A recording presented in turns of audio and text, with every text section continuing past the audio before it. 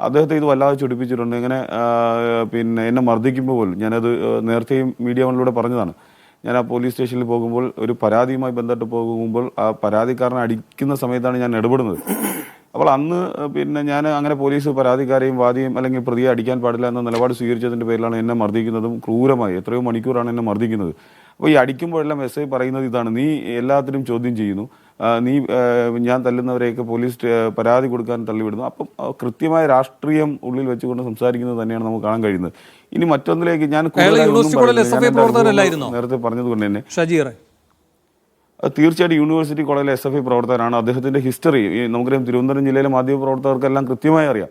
അദ്ദേഹത്തെ ഇപ്പോൾ നമുക്കറിയാം, നിരവധിയായിട്ടുള്ള സോഷ്യൽ മീഡിയ കമൻറ്റുകൾ പരിശോധിച്ചാൽ കാണുന്നതാണ് SFIയുടെ ഗുണ്ടയായിരുന്നു എന്നാണ് പലരും അതിനകത്ത് കമൻറ്റ് ചെയ്തിരിക്കുന്നത്. അപ്പോൾ അദ്ദേഹം കൃത്യമായ രാഷ്ട്രീയ ഇടപെടൽ നടത്തി തന്നെയാണ് ആ പോലീസ് സ്റ്റേഷനിലേക്ക് അദ്ദേഹം പ്രവർത്തിച്ചു പോകുന്നത് എന്നുള്ളതിനും ഒരു തർക്കവുമില്ല. അദ്ദേഹത്തിൻ്റെ ഹിസ്റ്ററി എന്ന് പറയുന്നത് ഇദ്ദേഹം നോട്ട് ഫിറ്റ് ഫോർ പോലീസ് എന്ന പല റിപ്പോർട്ടുകളും അദ്ദേഹത്തിനെതിരെ ഉണ്ടായിരുന്നു. അപ്പം ഞാൻ മാത്രമല്ല, അദ്ദേഹത്തിൻ്റെ ഈ ഇത്തരത്തിലുള്ള പീഡനത്തിനിരയായ അവസാനത്തെയും ആദ്യത്തെയും ആൾ. എന്നെ ഉപദ്രവിക്കുന്നതിന് മുമ്പേ എനിക്ക് ഉണ്ടായ 3-ാം മുറയ്ക്ക് മുന്നേ ആളുകളെ ഉപദ്രവിച്ചിട്ടുണ്ട്, അതിനുശേഷവും ഉപദ്രവിച്ചിട്ടുണ്ട്. പക്ഷെ അതൊക്കെ അദ്ദേഹം ഭീഷണിപ്പെടുത്തിയും രാഷ്ട്രീയ സ്വാധീനം ഉപയോഗിച്ചു അതൊക്കെ ആ കേസിനെ ഇല്ലാതാക്കുന്ന ഒരു സാഹചര്യമാണ് ഉണ്ടായത്. ഇവിടെ എന്നെ ക്രൂരമായി മർദ്ദിച്ചു. അതിനുശേഷം എനിക്കെതിരെ നേമം പോലീസ് സ്റ്റേഷനിൽ എനിക്കെതിരെ കേസെടുത്തു. ഞാൻ പോലീസ് സ്റ്റേഷൻ ആക്രമിച്ചു എന്ന് പറഞ്ഞ് കേസെടുക്കുകയാണ് ചെയ്തത്. എന്നിട്ട് ഞാൻ അവശനായി നിശ്ചലമായി കിടക്കുന്ന സമയത്ത് എന്നെ അവിടെ നിന്ന് 15 കിലോമീറ്ററുള്ള തിരുവല്ലം പോലീസ് സ്റ്റേഷനിലേക്ക് എത്തിച്ചു. ഞാൻ പറയാൻ കാരണം, ഞാനാണ് കുറ്റക്കാരനാണെങ്കിൽ പോലീസ് സ്റ്റേഷൻ ആക്രമിച്ചതിൻ്റെ പേരിൽ ആ പോലീസ് ആത്മവിശ്വാസത്തോടുകൂടി എനിക്കെതിരെ കേസെടുക്കണം. എന്നെ റിമാൻഡ് അടക്കം ചെയ്യാനുള്ള പോലീസിൻ്റെ ഡ്യൂട്ടി തടസ്സപ്പെടുത്തിയതിനടക്കം എനിക്കെതിരെ കേസെടുത്ത് ആത്മവിശ്വാസത്തോടു കൂടി ആ പോലീസിന് അത് നേരിടാൻ കഴിയുമായിരുന്നു. അപ്പോൾ പോലീസിൻ്റെ ഭാഗത്ത് തെറ്റുണ്ടായത് കൊണ്ടാണ് അന്ന് എന്നെ 15 കിലോമീറ്ററുള്ള ഒരു തിരുവല്ലം പോലീസ് സ്റ്റേഷനിലേക്ക് ഡംപ് ചെയ്യുന്നത്.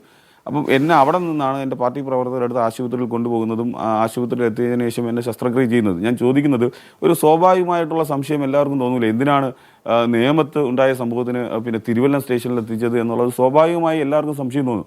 അപ്പോൾ ഇത്രയും കൊടിയമായ പീഡനം നടന്നിട്ട് എനിക്ക് അന്ന് തന്നെ ശസ്ത്രക്രിയ വരെ നടത്തിയിട്ട് എൻ്റെ മെഡിക്കൽ റെക്കോർഡ്സ് എല്ലാം മുന്നിൽ വെച്ചുകൊണ്ട് ഞാൻ നേരിട്ട ട്രീറ്റ്മെൻറ്റുകളും എൻ്റെ ഡിസ്ചാർജ് സമ്മറി അടക്കം മുന്നിൽ വെച്ചുകൊണ്ട് DGPക്കും അതുപോലെ തന്നെ പോലീസ് കംപ്ലയിൻറ്റ് അതോറിറ്റിക്കെല്ലാം പരാതി കൊടുത്തു.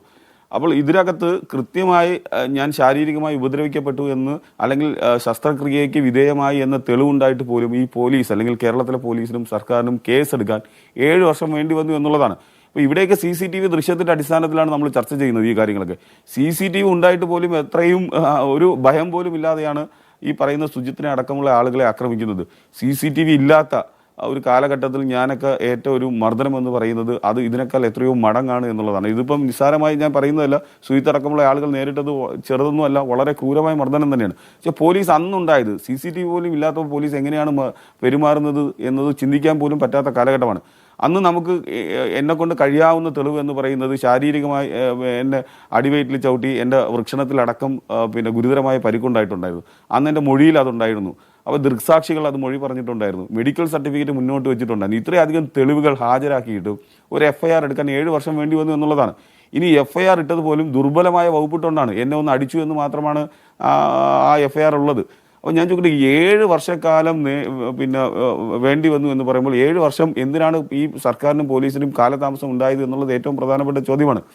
7 വർഷക്കാലം നീതി നിഷേധിക്കപ്പെട്ടു എന്നുള്ളതിൽ ഒരു തർക്കവുമില്ല. ഈ 7